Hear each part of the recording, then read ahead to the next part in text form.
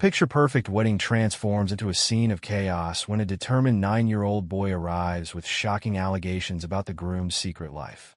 As the truth threatens to unravel, a bride's perfect day becomes a nightmare that will change multiple lives forever.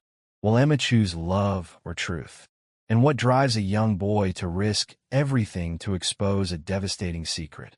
Before we dive into this unforgettable story, let us know in the comments where you're watching from today. And don't forget to like and subscribe for more stories that will leave you inspired.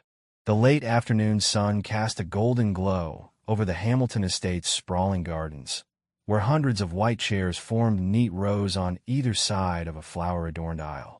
Crystal chandeliers hung from the massive white tent ceiling, their prisms catching the sunlight and scattering rainbow fragments across the gathered guests. The air was thick with the scent of roses and anticipation. In the bridal suite, Emma Mitchell stood before a full-length mirror, her hands smoothing invisible wrinkles from her designer wedding gown. The dress, with its intricate lace bodice and flowing train, had cost more than some people's cars, but today was worth every penny. Her blonde hair was styled in elegant waves, topped with a diamond-studded tiara that had belonged to her grandmother. "You look absolutely perfect," Laura, her maid of honor, gushed, adjusting Emma's veil. "David's going to faint when he sees you." Emma's lips curved into a dreamy smile. "I still can't believe this is happening. 3 years ago, I was just another corporate lawyer, and now I'm marrying the most amazing man I've ever met." Outside the estate's ornate iron gates, a small figure lurked in the shadows of a massive oak tree. 9-year-old Eli Martinez clutched a worn photograph in his trembling hands, his worn sneakers scuffing against the pavement as he gathered his courage. His too large second-hand suit jacket hung awkwardly on his thin frame, and his dark hair stuck up despite his mother's attempts to tame it with water. "Remember what Mom said," he whispered to himself, thinking of the conversation he'd overheard late last night. "Sarah needs help. Her kids need help." The memory of his mother Tamara's tears as she spoke on the phone washed over him. "Sarah, he can't get away with this," she had said. "Those poor children. And now he's marrying someone else? It's not right." Eli peered through the gates, watching as guests in expensive clothes and glittering jewelry made their way to their seats. Then he saw him, David Chun, the groom, surrounded by his groomsmen near the altar. David threw his head back in laughter at something one of them said, his perfect white teeth flashing in the sunlight. The sight made Eli's stomach churn. Just last week, he'd seen this same man at Sarah's house, hugging her children goodbye and promising to return soon. The same man who Sarah's daughter called Daddy when she thought no one could hear. Gathering his courage, Eli approached the security guard stationed at the gate. "Please, I need to talk to the bride," he said, his voice barely above a whisper. "It's really important." The guard, a tall man with a stern expression, looked down at him dismissively. "Nice try, kid. No invitation, no entry. Those are the rules. But you don't understand." Eli's voice cracked. "She's making a huge mistake. Beat it before I call your parents," the guard warned, turning away to check another guest's invitation. Inside the tent, the string quartet began playing Pachelbel's Canon in D. The guests rose to their feet, turning expectantly toward the entrance. Emma's father, James Mitchell, took his daughter's arm, his eyes misty with pride. "Ready to become Mrs. Chun?" he asked softly. Emma beamed, clutching her bouquet of white roses and peonies. "More than ready, Dad." The bridesmaids began their procession, their burgundy dresses flowing elegantly as they walked. Laura gave Emma one last encouraging smile before taking her place at the front of the line.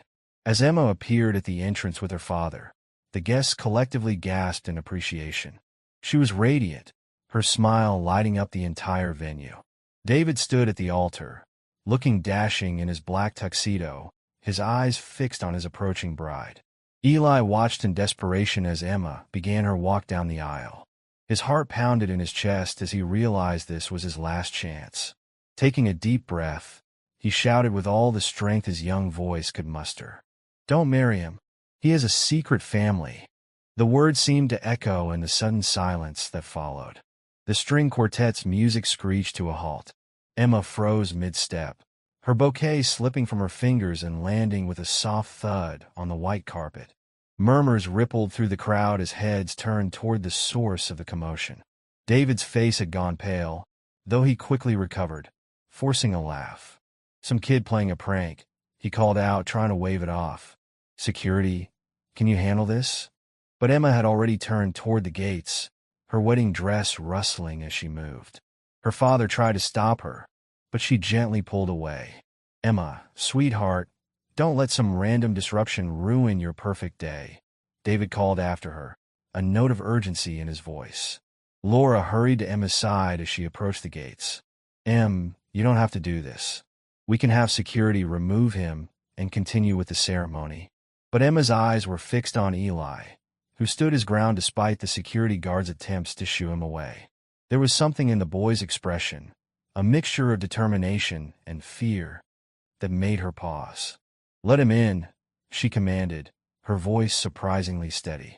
"Mrs. Mitchell-to-be, I don't think that's a good idea," the guard protested. "I said let him in." The guard reluctantly opened the gate, and Eli stepped forward, his worn dress shoes crunching on the gravel path. Up close, Emma could see the tears in his eyes and the way his hands shook as he held out a photograph. "Please," he said softly, "you need to see this." Emma took the photograph, Laura peering over her shoulder. The image was slightly crumpled but clear. David, wearing the same distinctive blue tie he'd worn to their engagement party, stood with his arm around a beautiful dark-haired woman.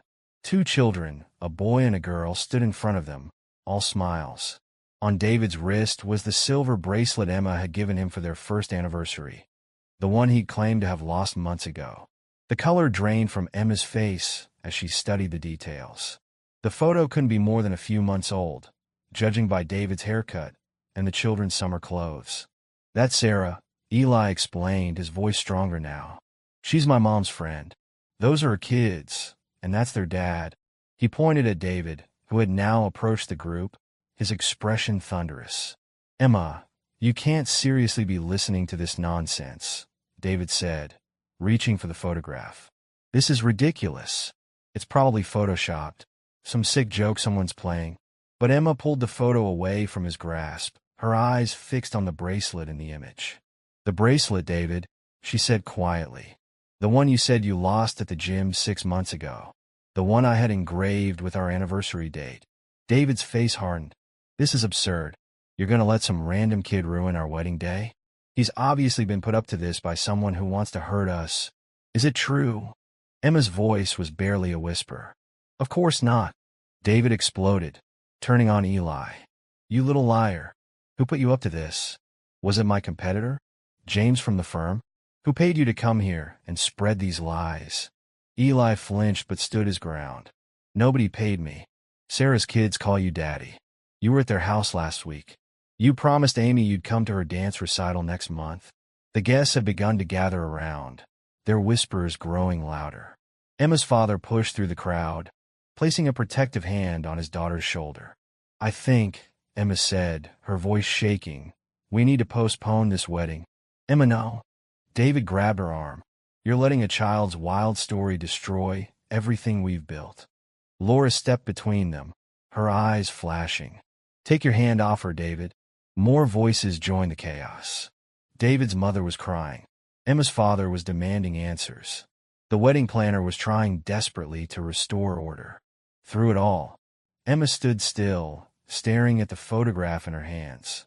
The woman's smile, the children's eyes, the way David's arm rested so naturally around them. It all spoke of familiarity, of history, of another life she knew nothing about. Tears began to roll down her cheeks, smearing her carefully applied makeup. Without a word, she turned and walked back toward the bridal suite, her white dress trailing behind her like a ghost of what might have been. "Emma!" David called after her. "Emma, please. This is insane." But she didn't turn back. Laura hurried after her, shooting a venomous glare at David as she passed. The guests began to whisper more loudly now, some already gathering their belongings. David's best man stood awkwardly at the altar, unsure whether to approach his friend who stood rigid with anger.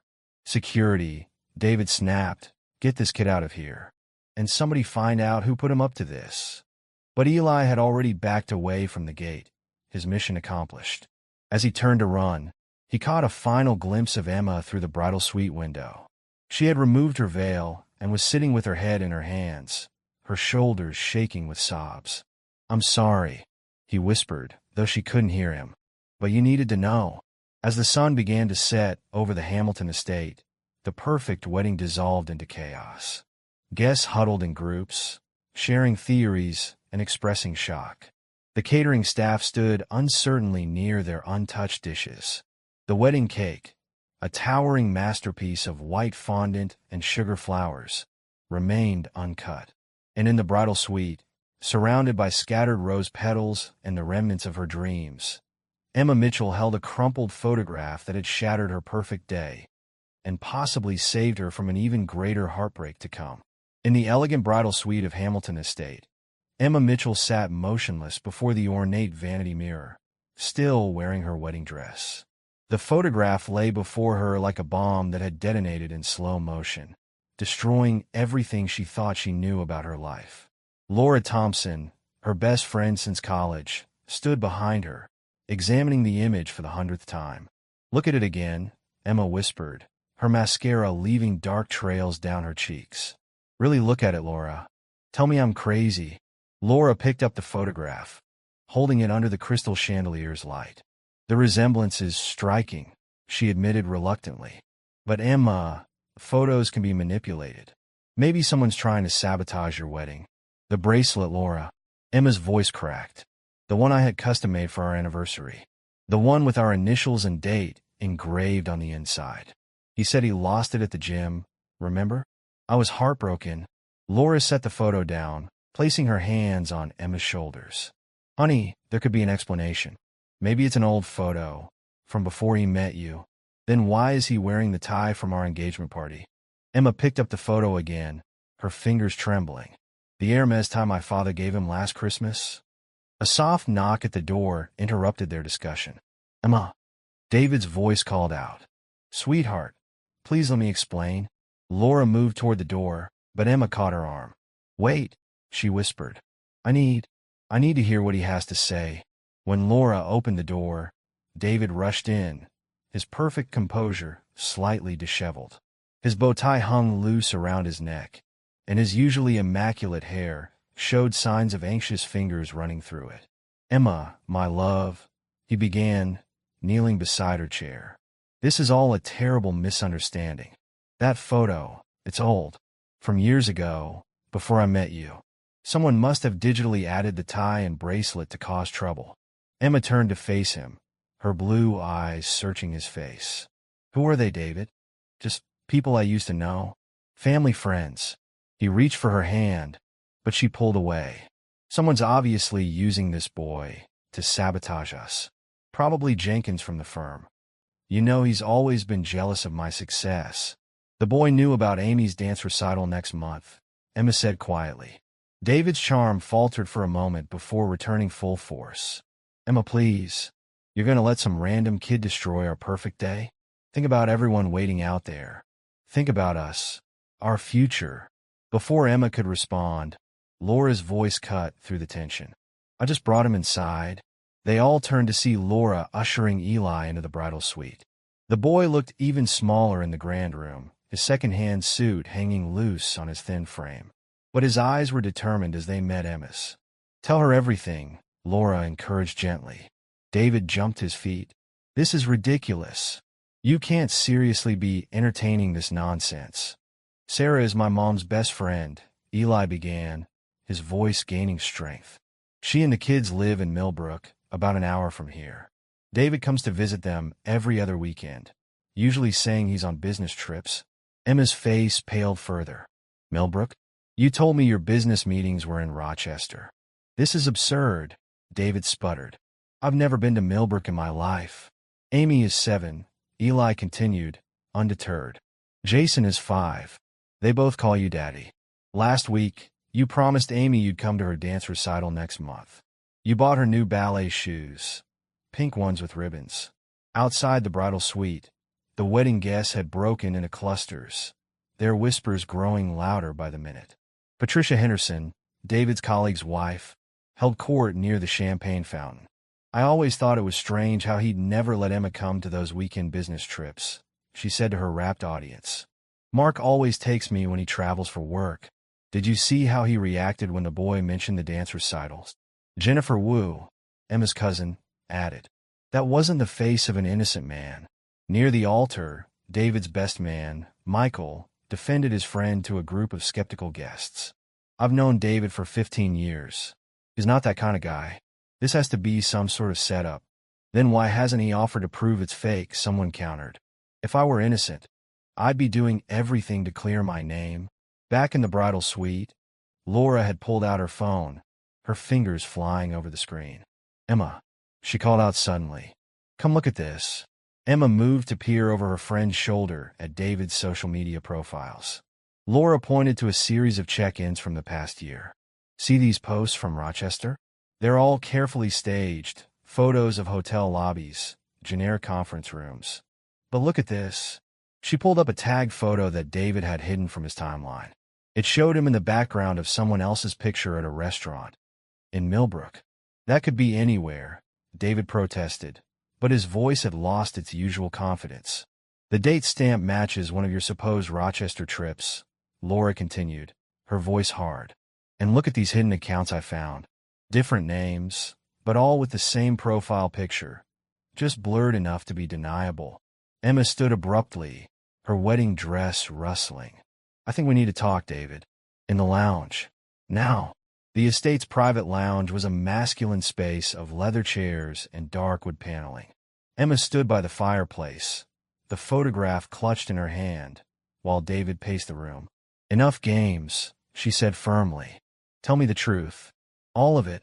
The truth is that you're letting a little con artist and some social media coincidences destroy everything we've built. David's charm had vanished entirely now, replaced by barely controlled anger.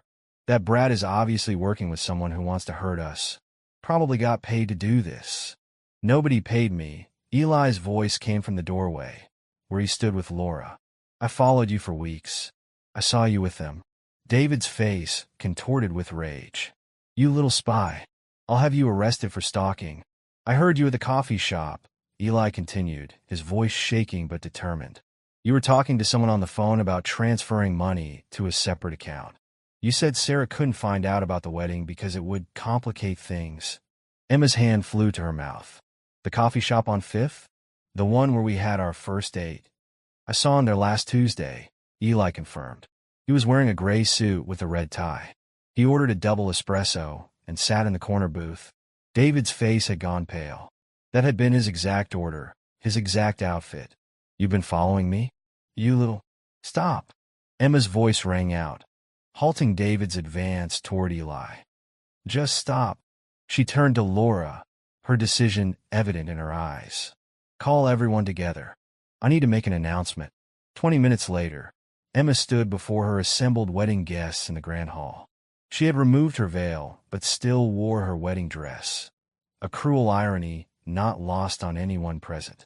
I want to thank you all for coming today, she began, her voice carrying clearly through the hushed room.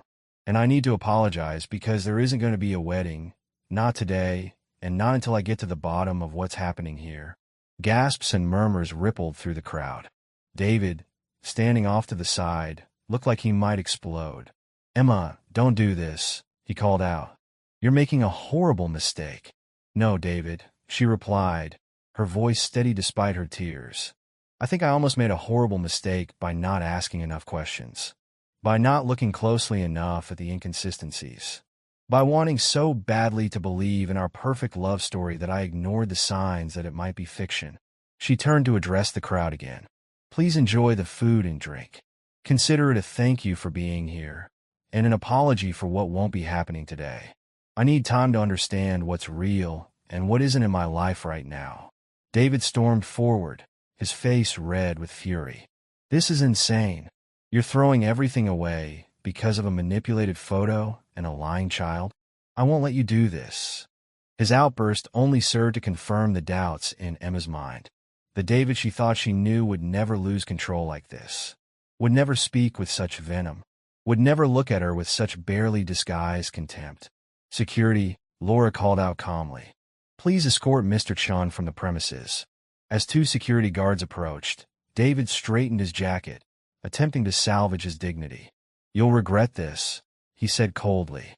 "All of you. Especially you, boy. You have no idea what you've done." Eli stood his ground, even as David brushed past him with a threatening glare. The boy's small hand found Emma's and squeezed it gently. "You did the right thing," he whispered. Emma looked down at him, managing a sad smile. "I hope so. But either way, I need to know the truth." As David was led away, the gathered crowd buzzed with speculation and shock. Emma's father approached, wrapping his arms around his daughter. "Whatever you need, sweetheart," he said softly. "We're all here for you." Emma nodded, watching as David's figure disappeared through the estate's gates. The sun was setting now, casting long shadows across the perfectly manicured lawn where she should have been having her first dance as a married woman. Instead, she stood in her wedding dress, holding the hand of a 9-year-old boy who had possibly saved her from making the biggest mistake of her life. "Laura," she said quietly, "I need you to help me find out everything you can about David's trips to Millbrook. And Eli, I think you and I need to have a longer conversation about Sarah." The boy nodded solemnly. "I'll tell you everything I know." As the evening light faded, the wedding guests gradually dispersed, leaving behind empty champagne glasses and whispered theories about what had really happened at the Hamilton estate that day. The wedding cake remained uncut, the dance floor unused, the carefully planned celebration transformed into something entirely different. The beginning of a search for truth that would change multiple lives forever. Emma took one last look at the photograph in her hand, at the woman's smile, the children's innocent faces, the damning evidence of David's deception, and knew that postponing the wedding was only the first step. Somewhere out there was another woman, other lives affected by David's lies. And Emma was determined to uncover every last secret, no matter how painful the truth might be. The morning after the wedding that wasn't, Emma sat in her apartment's living room, still trying to process everything that had happened. She'd traded her wedding dress for comfortable jeans and an oversized sweater, but the weight of yesterday's revelations still hung heavy around her shoulders. Across from her, Eli perched on the edge of her leather couch, his small hands wrapped around a mug of hot chocolate. "Tell me about your family, Eli," Emma said gently. "How did you get involved in all of this?" Eli took a careful sip of his drink before speaking. "Mom works 2 jobs," he said quietly. "She cleans houses during the day and works at the hospital cafeteria at night. We used to have a better place, but after Dad left..." He trailed off, staring into his mug. "That must be hard," Emma encouraged softly. "Sarah helps us sometimes," Eli continued. "She gives Mom extra cleaning work when she can.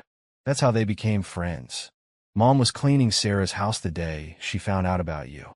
Laura, who had been typing on her laptop nearby, looked up with interest. "What happened that day?" Sarah was crying in her room. Mom found her there, holding her phone. David had accidentally sent her a text meant for you. Something about wedding preparations. Sarah hadn't known he was seeing anyone else, let alone getting married. Emma's heart clenched. "How long ago was this?" 2 months ago, Eli replied. "Mom tried to convince Sarah to tell you, but Sarah was scared. David had threatened to stop supporting the kids if she ever caused trouble." Laura suddenly sat up straighter, her eyes fixed on her laptop screen. "Emma," she called out, "come look at this." Emma moved to peer over her friend's shoulder.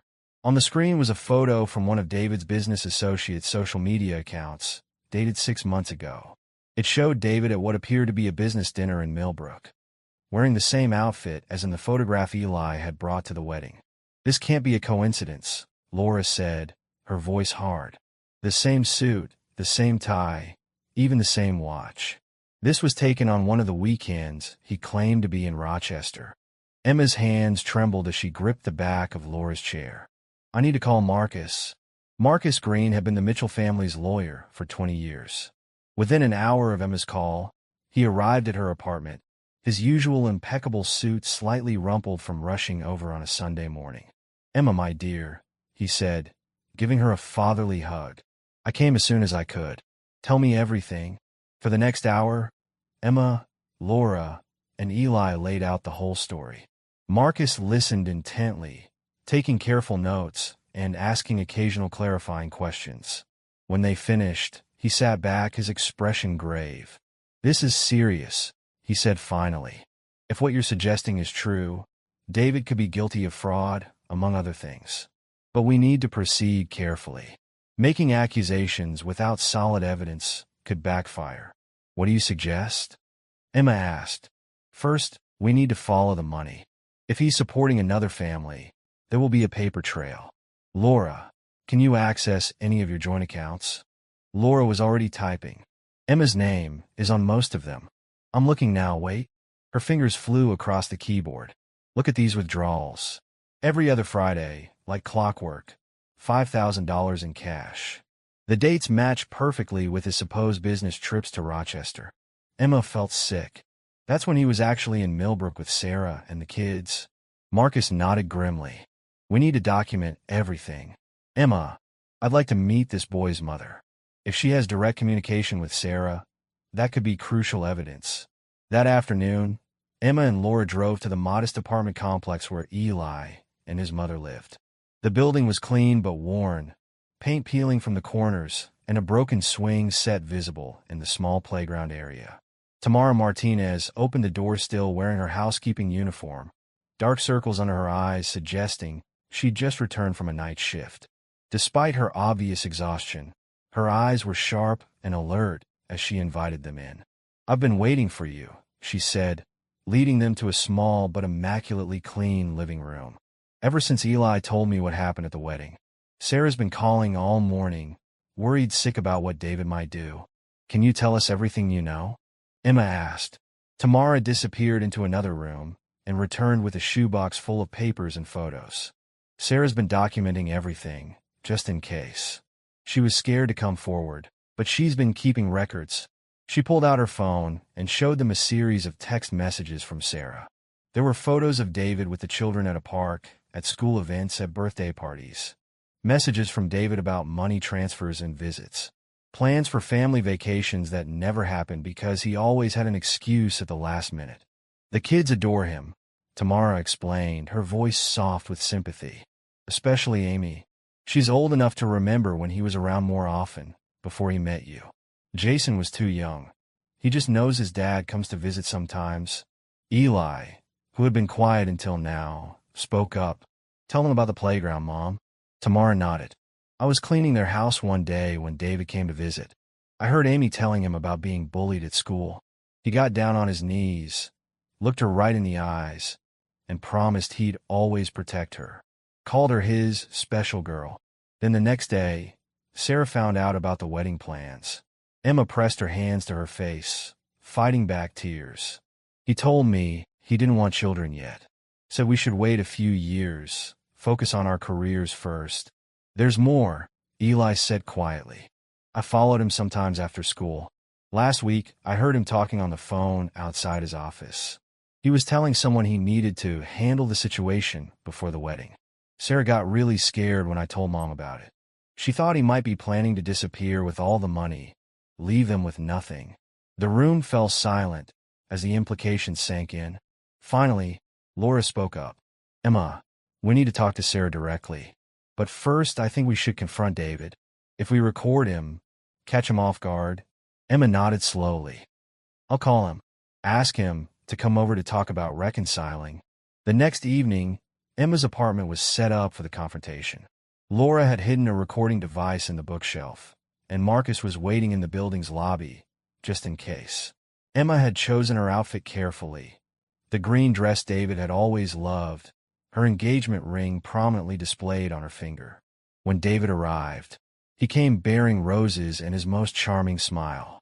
"Emma, darling," he said, moving to embrace her. "I knew you'd come to your senses." Emma stepped back, maintaining her distance. "We need to talk, David. About Sarah." The change in his expression was subtle, but unmistakable. A slight tightening around the eyes, a barely perceptible tension in his shoulders. "Emma, not this again. I told you, That photo was... I've seen the bank records, she interrupted quietly. The withdrawals every other Friday. The trips to Millbrook. The text messages. David's charm vanished entirely. You've been spying on me? Like you've been lying to me? To Sarah? To everyone? He ran a hand through his hair, his composure cracking. It's complicated. You don't understand the situation. Emma's heart pounded as she caught the admission on tape. Then explain it to me, David. Explain how you could look me in the eye and promise to love only me, while your children waited for you in another city. They're not. He started, then caught himself. But it was too late. Not what, David? Not your children? Not your family? Not important enough to acknowledge? His expression darkened. You have no idea what you're talking about. This situation, it's more complicated than you could possibly understand. Try me? David paced the room, his carefully constructed facade crumbling. Sarah was a mistake. A moment of weakness that turned into an obligation. I was going to handle it, make sure they were taken care of financially, but quietly. Nobody had to get hurt. Except Sarah. Except your children. Except me. He whirled to face her, anger replacing his usual smooth charm. I gave them everything. Money, visits, whatever they needed. But I couldn't let it destroy what we had. What we could have. Emma, we can still fix this.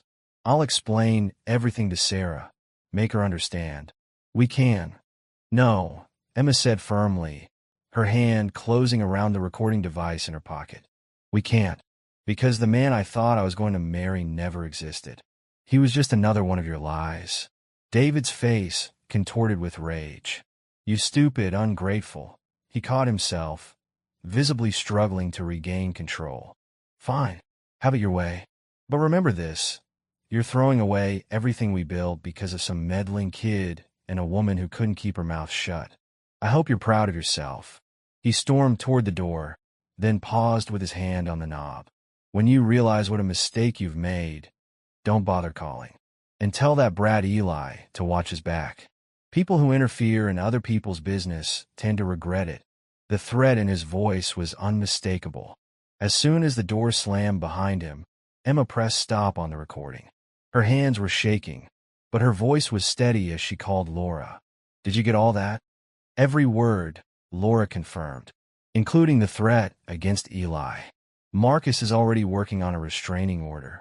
Emma sank onto her couch, emotionally drained but more determined than ever. Call Tamara, she said. Tell her we're ready to meet Sarah. It's time to end this once and for all.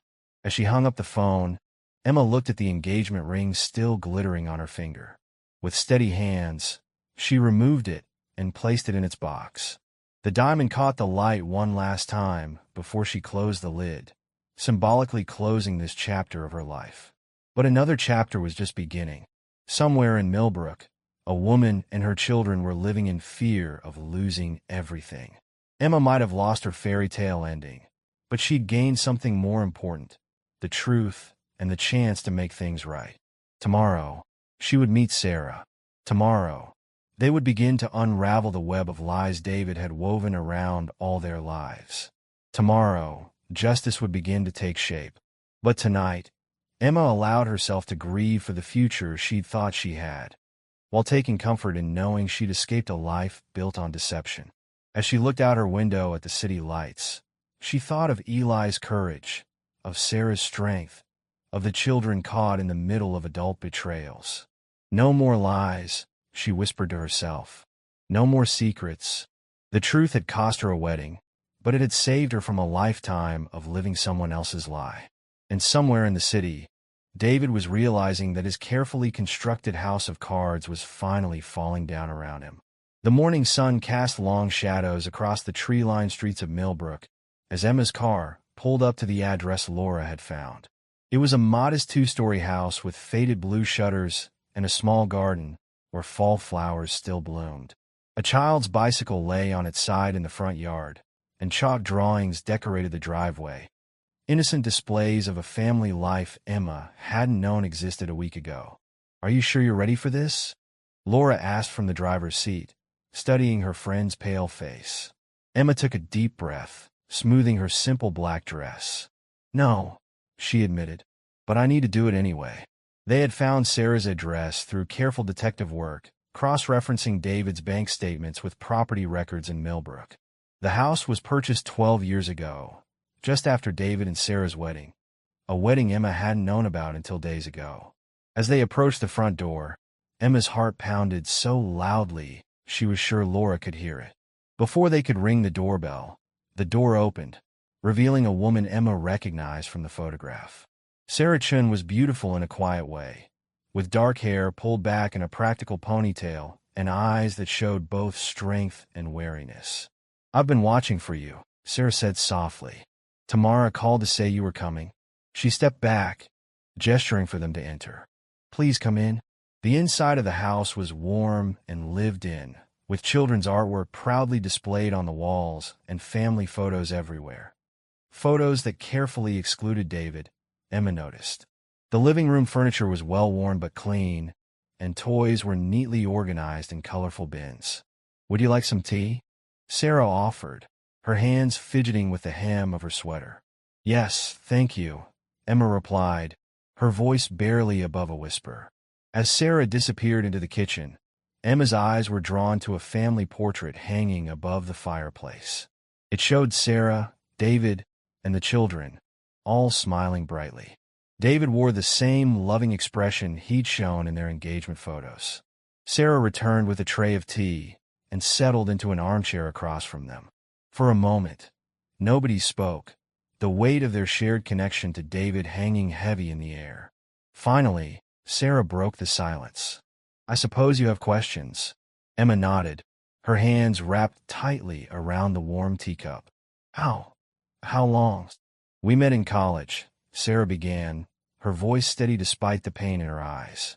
"David was charming, ambitious, everything I thought I wanted.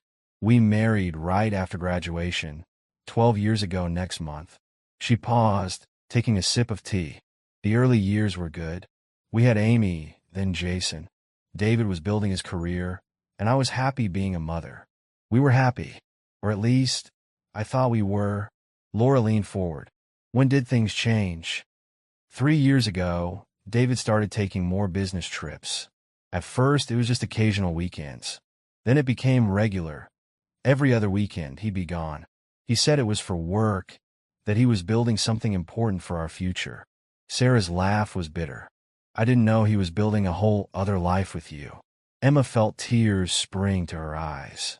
"Sarah, I had no idea. If I'd known—" "I know," Sarah said gently. "I found out about you by accident. David sent me a text meant for you, something about wedding venue options. When I confronted him, he swore it was just a fling, that he would end it. I wanted to believe him, for the children's sake."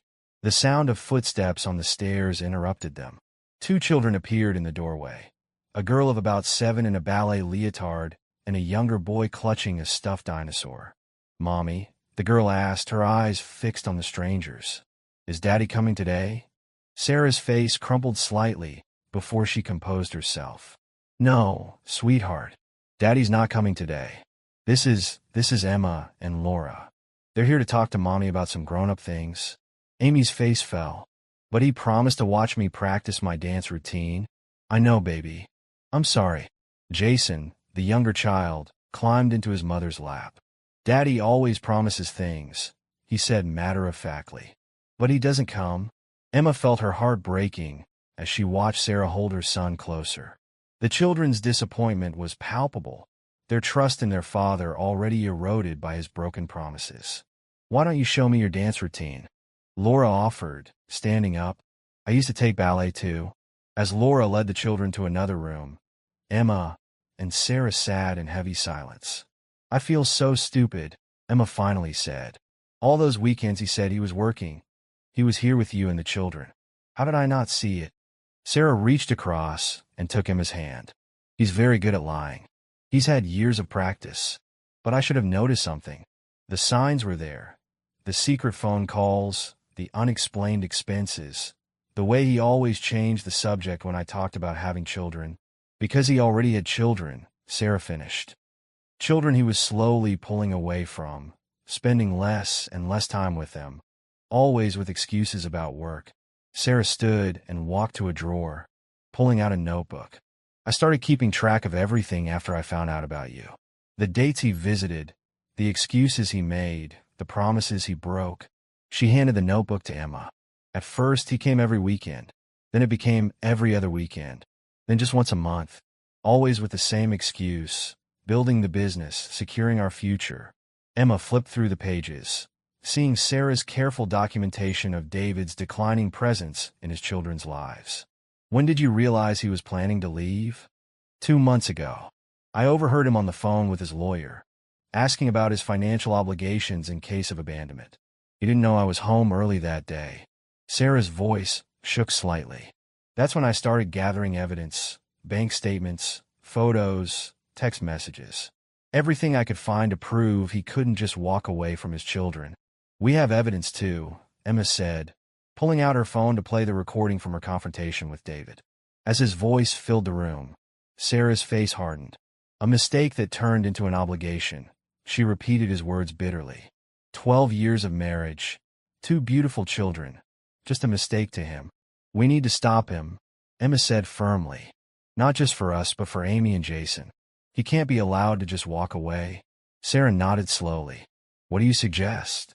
"We confront him together. Show him all the evidence at once. Make him face what he's done to all of us."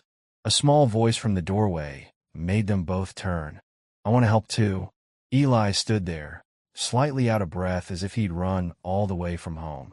Tamara appeared behind him, apologetic. "I'm sorry," she said. "He insisted on coming when he heard you were here." "He deserves to pay for hurting you and the kids," Eli said, his young face determined. "I can tell them about following him, about the things I heard him say." Emma looked at the boy who had started all of this, who had been brave enough to speak up when adults had stayed silent. "Are you sure, Eli?"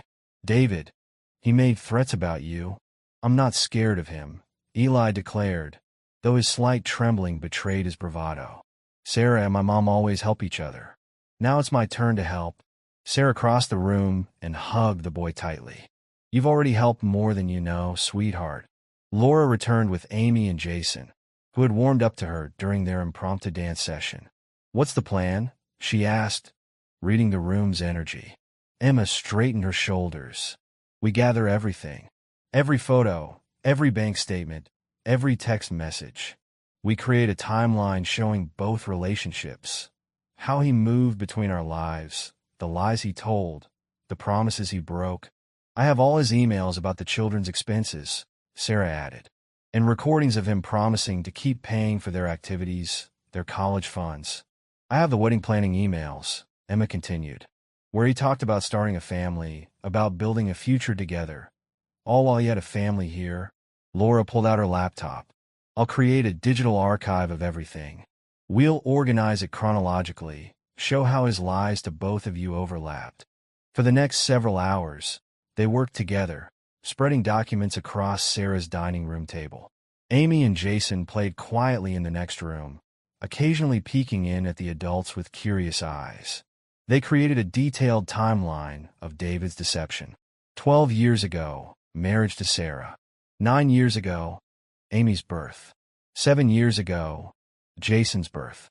3 years ago, meeting Emma. 2 years ago, beginning of regular business trips. 1 year ago, engagement to Emma. 2 months ago, Sarah discovers wedding plans.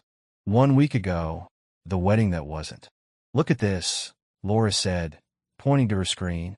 "The day he proposed to Emma. Sarah, weren't you in the hospital that day?" Sarah nodded grimly. "Jason had appendicitis. David said he couldn't come because he was stuck in Rochester for work. He was actually buying Emma's engagement ring. Emma felt sick. He told me he spent the day planning the perfect proposal." "He's been living 2 completely different lives," Laura observed, typing rapidly. "Creating 2 different versions of himself, telling 2 different sets of lies. 3, if you count what he tells his colleagues," Eli added. "At his office, he pretends to be single." They gathered bank statements showing regular withdrawals, photos from both relationships, text messages, emails, and voice recordings. Laura organized everything into a comprehensive digital presentation, while Tamara helped create physical copies of key documents. We need to be prepared for him to deny everything, Emma said. To try to charm his way out of it, or to get angry and threatening. That's why we'll have Marcus there, Laura reminded her, referring to Emma's family lawyer. And we'll record everything. Sarah looked at her children, visible through the doorway as they worked on their homework. What do we tell them? About all of this? The truth, Emma said softly, as gently as possible, but they deserve the truth. They need to know none of this is their fault. As the sun began to set, casting long shadows across their work, they had assembled a damning collection of evidence. Laura had created multiple backups of everything, storing them in secure cloud locations. Tomorrow, Emma said decisively. We'll confront him tomorrow. Sarah nodded, gathering her children close as they came to say goodbye to their visitors. Amy tugged at Emma's sleeve before she could leave. Are you the lady Daddy was going to marry? She asked innocently. Emma knelt down to the little girl's level.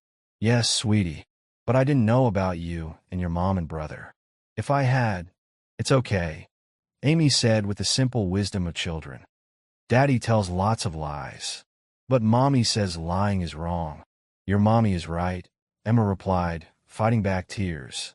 And tomorrow, we're going to make sure your daddy can't lie to anyone anymore. As they left Sarah's house, the weight of what they were about to do settled over them. Tomorrow, they would confront David with the truth of his deceptions. Tomorrow, they would force him to face the consequences of his actions. Tomorrow, they would fight for justice for two families he had nearly destroyed. But tonight, they had something equally powerful. The solidarity of women supporting each other. The determination of a young boy who refused to stay silent in the face of wrongdoing. And the strength that comes from finally uncovering the truth, no matter how painful it might be. Emma took one last look at the house as they drove away. In the window, she could see Sarah holding her children, their silhouettes outlined against the warm light inside. Something in her heart shifted, transforming her pain into purpose. This wasn't just about exposing David's lies anymore. It was about protecting those children, about standing up for what was right, about turning betrayal into justice. Tomorrow couldn't come soon enough. The evening sun cast long shadows through Emma's apartment windows as she checked her appearance one last time in the hallway mirror. She had chosen her outfit carefully, the elegant black dress David had given her for their second anniversary, paired with the pearl necklace that had been his first gift to her. Every detail was calculated to put him at ease, to make him believe this was truly about reconciliation. Everything's ready, Laura whispered from her position in the study, where multiple laptops were set up to record and live stream the confrontation. Sarah and the kids are waiting in the guest room. Eli's with them. Marcus Green, Emma's family lawyer, sat unobtrusively in a corner of the living room, posing as a casual visitor.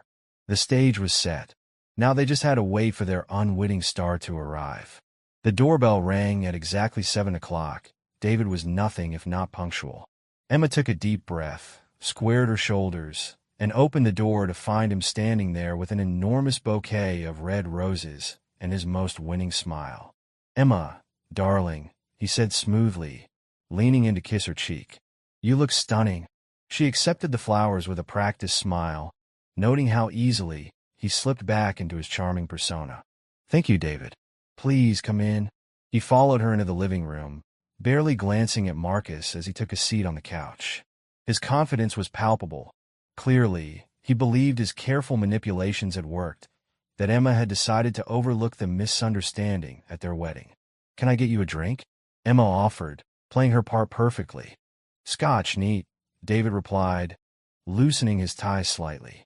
You know, Emma, I can't tell you how happy I am that you're willing to talk. What happened at the wedding? It was all such a terrible mistake. Emma handed him his drink, then sat across from him, her hands folded carefully in her lap. Yes, let's talk about mistakes, David. Tell me again about that photograph. The one with Sarah and the children. His smile flickered slightly, but held. Emma, sweetheart, I told you. That was an old photo, doctored to cause trouble. Why dwell on it? We have our whole future ahead of us. Our future, Emma repeated softly. Tell me about the future you imagine for us, David. The one where we'd start a family in a few years, once our careers were established. Exactly, he said eagerly, leaning forward. "We've always been on the same page about that. Building our lives together, step by step, the way you build a life with Sarah." David's smile froze. "Emma, tell me about your business trips to Rochester, David. Every other weekend, like clockwork. Except you weren't in Rochester, were you?" "I don't know what you're trying to imply," he said, his voice hardening slightly. "I've already explained." "You explained nothing," Emma interrupted, her calm facade cracking slightly. "You've only told more lies. But today, that ends. Today, you're going to tell the truth." On cue, Sarah emerged from the guest room, her children close behind her. David's face went ashen as he jumped to his feet, spilling his scotch on his expensive suit. "Daddy!" Amy cried out, starting forward before Sarah caught her hand. "Sarah!" David choked out. What is this?" "This is the truth, David," Sarah said quietly. "The truth you've been running from for 3 years." David's eyes darted between the women, his charm evaporating as he realized the trap he'd walked into. "This is ridiculous. I don't have to stay here for this." "Actually, you do," Marcus spoke up from his corner. "Unless you'd prefer to have this conversation in court." "Daddy, you promised to come to my dance recital," Amy said, her small voice cutting through the tension. "You promised you'd be there this time." David ran a hand through his hair, his composure crumbling. "Amy, sweetie, Daddy's been very busy with work." "Stop lying." Eli's voice rang out as he stepped into the room. "I heard you talking about the wedding when you were supposed to be at Amy's last recital." David's face contorted with rage. "You little spy." You'll what?" Laura emerged from the study with her laptop. "Threaten a child? Go ahead. Our live audience would love to see that." She turned the screen to show him the live stream, where dozens of their wedding guests were already watching and commenting. David's face went from red to white as he saw his colleagues, friends, and family members witnessing his exposure. "You can't do this," he sputtered. "This is private." "Private like your marriage to Sarah?" Emma asked, pulling out a stack of documents. "Private like your children? Private like the thousands of dollars you've been withdrawing to support your double life?" Eli stepped forward, holding up his phone. "Or private like this conversation I recorded outside your office?" He pressed play, and David's voice filled the room. "I'll handle Sarah and the kids after the wedding. Emma has family money. Once we're married, I'll have access to enough to buy their silence. They'll take the money and disappear, trust me." David lunged for the phone, but Marcus was faster, stepping between them. "That would be assault, Mr. Chun. Would you like to add that to the growing list of legal issues you're facing, Daddy?" Jason's small voice quavered. "Why do you want us to disappear?" The look of hurt and confusion on his son's face seemed to hit David harder than any of the evidence.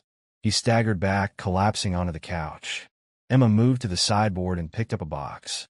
"These are your things. Everything you left here. Your spare clothes, your toiletries, your keys." She placed it at his feet. "Our engagement is over, David. It was over the moment you decided to live a lie." "Emma, please," he tried one last time. "We can work this out. I'll explain everything, like you explained to me." Sarah stepped forward, her voice trembling with suppressed emotion. "Like you explained to our children every time you missed a birthday, a school play, a family dinner?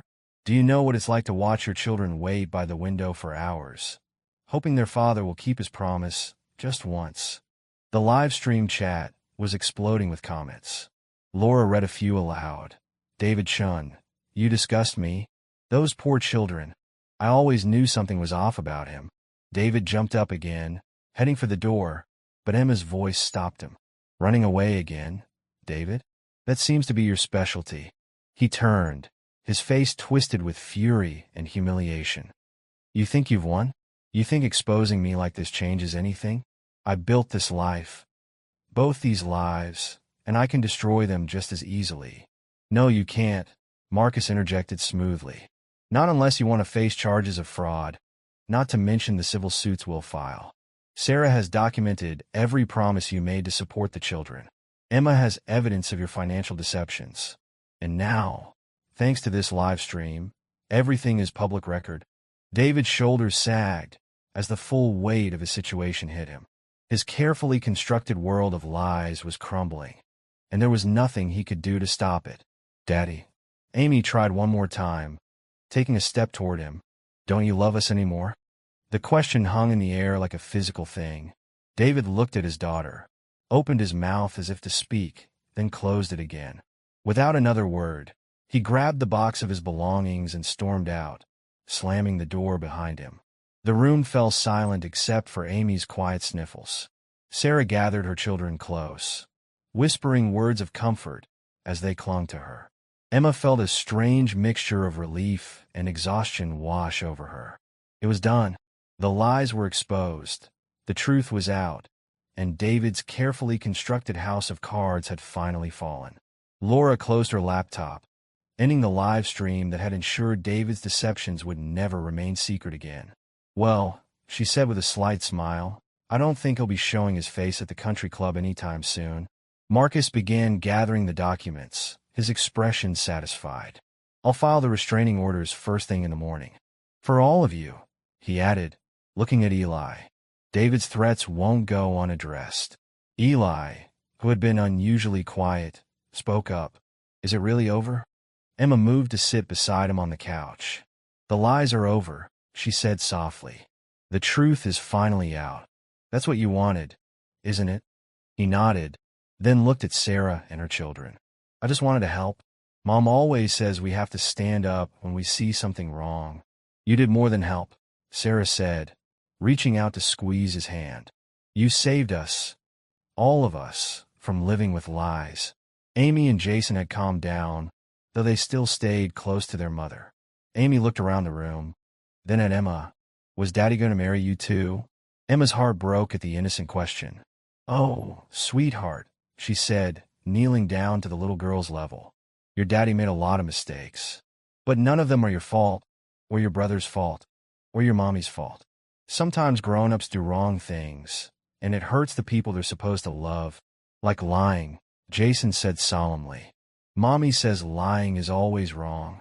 "Your mommy is very wise," Emma agreed, fighting back tears. Laura began clearing away the evidence of their confrontation. The laptops, the documents, the recordings. The sun had set completely now, leaving the room in the soft glow of lamplight. Outside, they could hear the distant sound of traffic, of life going on as normal, even though everything had changed. "What happens now?" Sarah asked quietly, voicing the question they were all thinking. "Now," Marcus said, "we make sure David faces the consequences of his actions. We protect your rights and your children's rights. We make sure he can't just walk away from his responsibilities." Emma looked around the room at these people who had become unexpectedly connected through one man's lies. Sarah, strong despite her pain. Amy and Jason, innocent victims of their father's deceptions. Eli, brave beyond his years. Laura, fierce in her loyalty. They had all been hurt by David's actions, but together, they had found the strength to expose the truth. "Now," Emma said, "we heal. We move forward. We build something honest from all these lies." As if to punctuate her words, a text message buzzed on Laura's phone. It was from one of the wedding guests who had watched the live stream. "David just showed up at the club, trying to deny everything. Nobody's buying it. His reputation is finished." They all shared a look of grim satisfaction. David's carefully constructed world of deception had crumbled in a single evening, brought down not by dramatic revelations or legal proceedings, but by the simple power of the truth. Outside, a car door slammed, and they could hear David's expensive sports car roaring away into the night. The sound grew fainter and fainter until it disappeared completely, taking with it the last echoes of his lies. Sarah hugged her children closer. Emma squeezed Eli's shoulder. Laura and Marcus exchanged satisfied nods. In the quiet of the apartment, surrounded by the aftermath of confrontation, they all felt something shift, a weight lifting, a chain breaking, a new chapter beginning. The truth had finally won out, and David's downfall was complete. It hadn't happened the way any of them had expected, but perhaps it had happened exactly the way it needed to, with honesty, courage, and the strength to stand together against deception. As Emma showed her unexpected allies to the door, She paused to look at the roses David had brought, his last attempt at manipulation. Without a word, she gathered them up and dropped them in the trash. She didn't need false flowers anymore. She had something far more valuable now: the truth and the freedom it brought with it. A month after the confrontation with David, Emma sat in her home office, surrounded by the remnants of her almost wedding. Her engagement ring glinted on her desk. She hadn't decided what to do with it yet. As she scrolled through old photos on her laptop, she could hardly recognize the woman she'd been, so blissfully unaware of the lies that had surrounded her. "I almost married him," she whispered to herself, closing the laptop firmly. "I almost became part of his web of deception." Her phone buzzed with a text from Sarah. "Meeting with the divorce lawyer in an hour. Could use a friendly face." Emma grabbed her keys without hesitation. Over the past month, she'd accompanied Sarah to every legal meeting, watching as her newfound friend bravely faced the dissolution of her 12-year marriage. Today, they were finalizing the terms of child support and custody arrangements. At the lawyer's office, Sarah sat straight-backed and determined as they reviewed the documents. "David's offering more than the required minimum for child support," the lawyer explained. "He seems eager to settle quickly and quietly." "Of course he does," Emma said, squeezing Sarah's hand. "He knows his reputation can't take any more hits." After the meeting, over coffee at their now regular cafe, Sarah looked at Emma with tears in her eyes. "I don't know how I would have gotten through this without you." "You're stronger than you know," Emma replied. "I'm just glad I can help undo some of the damage David caused." Later that afternoon, Emma met with her financial advisor. She'd been thinking about this meeting for weeks, ever since she'd visited Eli and Tamara's cramped apartment and seen how they struggled to make ends meet. "I want to set up a trust," she explained, "to help Tamara Martinez and her son move into better housing, and to ensure Eli can attend a good school." The advisor nodded, making notes. "The trust can be structured to cover housing costs, education, and basic living expenses." "What about Tamara's employment situation?" Emma smiled. "I've already handled that part. My father's company is hiring her as an office manager. Full benefits, flexible hours, and significantly better pay than her current jobs." That evening, Emma sat at her desk again, but this time surrounded by different papers, business plans, legal documents, and mission statements for her newest venture, the New Beginning Foundation. "It's perfect," Laura said, reviewing the proposal. "A nonprofit focused on helping single parents and children affected by family deception and abandonment. Eli's going to love this." "It's the least I can do," Emma replied. "He saved me from making the biggest mistake of my life. Now I can help others avoid similar situations or find their way out." The foundation took shape quickly, fueled by Emma's determination and the overwhelming support from her community. Sarah became one of her strongest allies, offering insights from her own experience and helping to identify families in need of assistance. One sunny afternoon, Emma and Sarah sat in Sarah's backyard, watching Amy and Jason play while they discussed their plans for the foundation's first fundraising event. "It's amazing," Sarah mused, "how something so beautiful could come from something so painful." Emma nodded. "I never thought I'd say this, but in a way, David did us a favor. His lies brought us together, and now we're stronger for it." Their conversation was interrupted by the arrival of Eli, coming for his weekly tutoring session with Emma. Since starting at his new school, he'd shown remarkable improvement in his studies, particularly in English and mathematics. "Emma," he called out excitedly, waving a paper, "I got an A on my history test." "That's wonderful." Emma hugged him tightly. "I knew you could do it. You just needed the right opportunities." As they settled into their tutoring routine, Emma marveled at how natural this all felt. Helping Eli with his homework, sharing dinner with Sarah and the children, building something meaningful from the ashes of her failed relationship. The following weekend, Emma hosted a brunch for her former wedding guests, feeling it was time to properly address everything that had happened. The response was overwhelming. Not just support for her decision to expose David's deception, but offers to help with the foundation, donations, and volunteers willing to share their own stories. "I want to thank you all," Emma addressed the gathered crowd, "not just for your support during what should have been my wedding, but for standing with me as I discovered the truth. Your kindness has shown me that endings can also be beginnings. Patricia Henderson, who had once gossiped about David's mysterious business trips, now headed the Foundation's volunteer committee. Jennifer Wu, Emma's cousin, offered her services as a counselor for families in crisis. As the guests mingled, sharing stories and making plans for the Foundation's future, Emma found a quiet moment to reflect. The woman who had almost married David Chun seemed like a stranger now. In her place stood someone stronger, wiser, and more purposeful. Her phone buzzed with a message from Marcus. David signed all the papers. Sarah's divorce is final. Emma smiled, forwarding the message to Sarah. Another chapter closed, another new beginning on the horizon. She looked around at the people gathered in her home. Not wedding guests anymore, but partners in something far more meaningful than a marriage built on lies. Later that night, Emma finally knew what to do with her engagement ring. She sold it, donating the proceeds to the Foundation's education fund.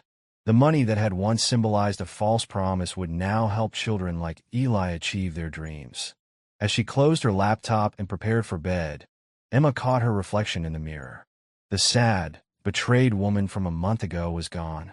In her place was someone who had transformed pain into purpose, betrayal into blessing, and an ending into a new beginning. Tomorrow would bring new challenges, families to help, programs to develop, lives to change. But for the first time since her almost wedding day, Emma was truly excited about the future. Not the future she'd planned with David, but something far better. A future built on truth, compassion, and the power of turning life's darkest moments into opportunities for light. 6 months after the wedding that never was, the New Beginning Foundation held its official launch event at the Hamilton estate, the very venue where Emma's life had changed forever. The irony wasn't lost on anyone, but Emma had chosen it deliberately. This place of broken promises would become a symbol of new hope. The grand ballroom was packed with supporters, media representatives, and families who had already benefited from the Foundation's preliminary work. On stage, Emma stood at the podium, her confidence evident in her straight posture and clear voice. "Most of you know my story," she began, her words carrying across the hushed room. "How a 9-year-old boy's courage saved me from marrying a man living a double life. But today isn't about that story. It's about all the stories that haven't been told yet, about all the families who need someone to stand up for them." In the front row, Eli sat between his mother and Sarah, beaming with pride. He wore a new suit, his first properly fitted one, and his school achievement pin glinted on his lapel. "Eli Martinez taught me that sometimes the biggest acts of courage come from the smallest voices," Emma continued. "His bravery didn't just save me. It inspired this foundation, which will help other families find their voice and their strength." The Foundation's mission was displayed on large screens, supporting families affected by deception and abandonment, providing resources for single parents, and ensuring children have the opportunities they deserve. Tamara Martinez was next to speak. Gone were her housekeeping uniforms, replaced by a professional suit that matched her new role as the Foundation's Family Services Director. Her voice, once hesitant, now carried authority and passion. "I spent years cleaning other people's houses, watching my son grow up without the advantages other children had," she said. "But I taught him something more valuable than money. I taught him to stand up for what's right. Today, I'm here to help other mothers do the same." The audience applauded as Tamara outlined the Foundation's programs: housing assistance, educational support, legal aid, and counseling services. Several local businesses had already pledged their support, offering job training and employment opportunities to single parents. The event's surprise moment came when Eli was invited to speak. He approached the podium, looking small but determined, just as he had that day at the wedding gates. "I was scared that day," he admitted, his young voice clear and steady. "But my mom always says that doing the right thing is more important than being scared. I saw someone who was going to get hurt, and I knew I had to help." His simple words brought tears to many eyes. In the audience, several women nodded, clutching their children's hands or wiping away tears. Because of Eli's courage, Emma returned to the podium, We've already helped 15 families find new homes, enrolled 23 children in better schools, and provided legal assistance to 32 single parents fighting for their rights. The foundation's impact was already evident. Sarah, sitting proudly with Amy and Jason, was a testament to its success. After finalizing her divorce, she had returned to college to finish her degree, supported by the foundation's education program. Her children were thriving in their new normal, attending therapy sessions that helped them understand their father's absence wasn't their fault. After the formal presentations, during the reception, women began approaching Emma and Tamara, sharing their own stories in hushed voices. "My husband has another family in Phoenix," one woman confided. "I've been too scared to leave, too worried about supporting my children alone. I suspected something wasn't right," another shared, "but I didn't know where to turn for help." Each story strengthened Emma's conviction that the foundation was needed. She watched as Tamara took down contact information, as Sarah offered comfort and understanding, as Eli showed other children that they weren't alone. The foundation's impact extended beyond direct assistance. Local media had picked up the story, running features on family deception and the importance of supporting single-parent households. Other organizations began reaching out, wanting to partner with the foundation or replicate its programs in their own communities. Meanwhile, David Chin's carefully constructed world had crumbled completely. The live-stream confrontation had gone viral in their social circles, and his reputation never recovered. His law firm, unwilling to be associated with scandal, had asked for his resignation. The country club had quietly revoked his membership. Former friends crossed the street to avoid him. "Did you hear?" Laura whispered to Emma during the reception. "David's firm in Rochester dropped him too. Apparently, they did some digging and found financial irregularities. He's facing an ethics investigation from the Bar Association." Emma felt no satisfaction in David's downfall, only relief that he could no longer hurt others the way he had hurt her and Sarah. The foundation's work was having a ripple effect throughout the community. Other women, inspired by Sarah's story, found the courage to leave abusive situations. Single fathers came forward too, seeking support and offering to help others. Local schools began partnering with the foundation to identify children who might need assistance.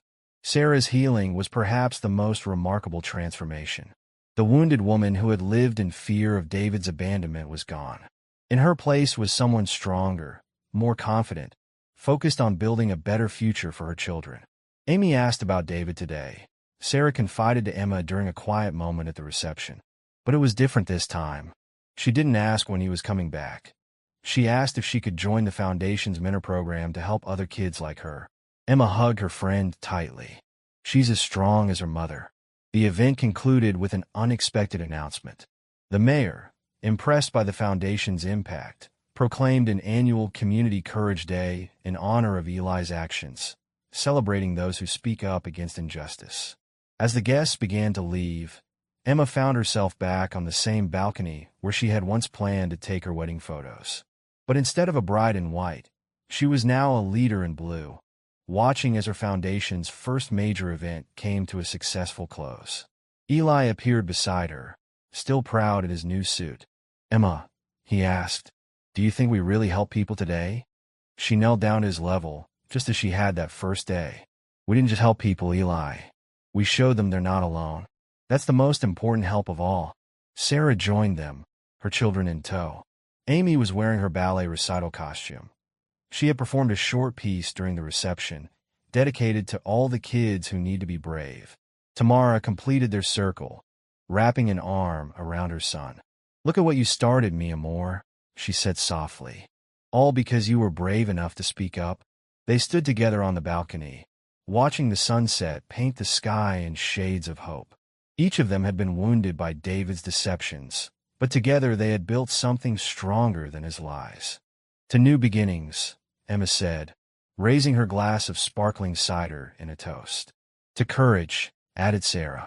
"To speaking up," Eli chimed in. "To family," Tamara finished, in all its forms.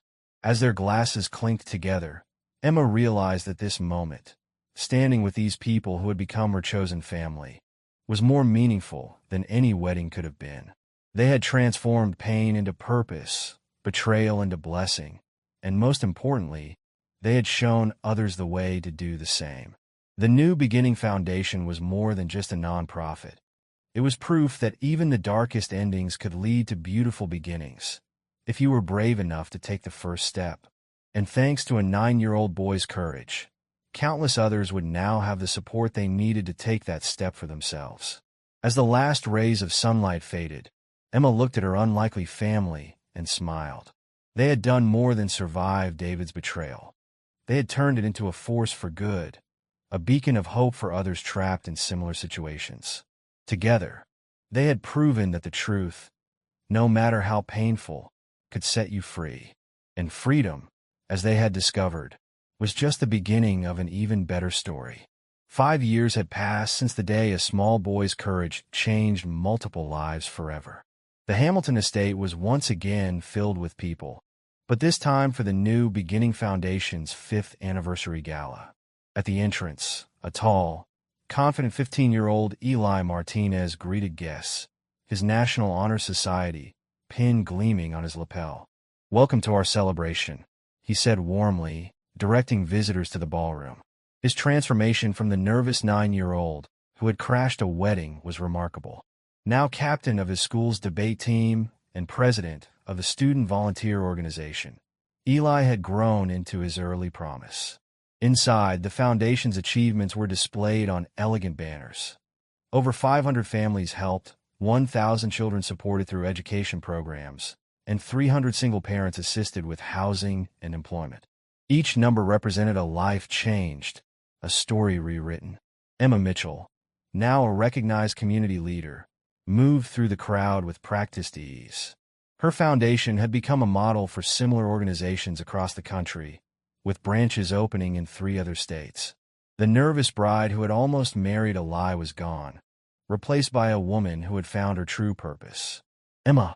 Sarah's voice called out across the room. She was radiant in a deep blue gown, her hand intertwined with that of Mark Turner, her husband of 2 years. A kind-hearted pediatrician, Mark had won not only Sarah's heart, but also her children's trust, proving that second chances at love were possible. Amy, now 12 and an accomplished ballet dancer, performed a special piece during the gala, dedicated to the foundation that helped our family find happiness again. Jason, at 10, had overcome his early trauma and was thriving in school, especially in science, encouraged by his stepfather's gentle mentoring. Tamara Martinez took the stage as the evening's keynote speaker. No longer the exhausted housekeeper working multiple jobs, she had become a powerful advocate for family rights and community support. Her work with the foundation had led to changes in local policies, making it easier for single parents to access resources and legal aid. 5 years ago, Tamara addressed the crowd. "My son taught me that courage comes in all sizes. Today, I stand before you as living proof that with the right support, any family can overcome adversity and build a better future." In a quiet corner of the city, David Chin sat alone in his small apartment, reading about the gala in the local newspaper. His law license suspended, his reputation destroyed. He had plenty of time to reflect on the choices that had led to his downfall. The article mentioned Sarah's happy marriage, Emma's successful foundation, and the lives they had touched. His name appeared only as a cautionary footnote. The man whose lies had inadvertently sparked a movement for change. Back at the gala, Eli approached the podium for his speech. The audience fell silent, many remembering the small boy who had once shouted truth at a wedding. "When I was 9 years old," he began, "I made a choice that scared me more than anything I'd ever done. I chose to speak up when I saw something wrong. I didn't know then that this choice would change not just my life, but hundreds of others." He turned to Emma and Sarah, seated in the front row. "You both could have chosen anger or bitterness. Instead, you chose to help others. You taught me that our worst moments can become our best opportunities to make a difference." The foundation's success stories filled the room.